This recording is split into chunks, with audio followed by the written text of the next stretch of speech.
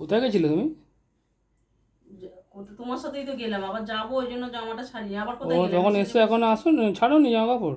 না তুমি যাবো তো আবার আমি কোথায় যাবে ওই আবার? দিদির নাকেরটা দিয়ে এসে না ছাড়াতে আমাকে তো বলছে, একবারই তো যেতে পারতে, তাহলে আমাকে শুধু মুধু নিয়ে গেলে কি করতে?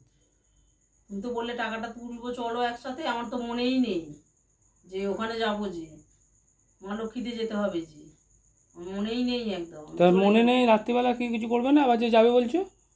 বাবা খালি খাওয়ার খাওয়া করবো তো, এখন যাই টপ করে যাই নিয়ে চলে আসি, এসে আবার করবো।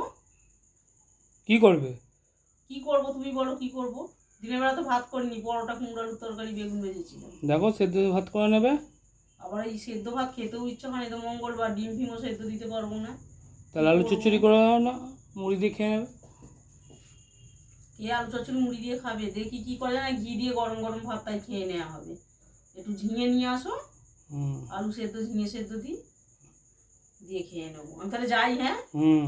ব্যাগটা নিই, যাই তাহলে, যাবো আসবো তাহলে দেরি হয়ে যাবে অনেক, যাও। চলে যাই তাহলে, উঠি আমি, ব্যাগটা নিই, তাহলে আবার আসবো তো অনেক দেরি হয়ে যাবে।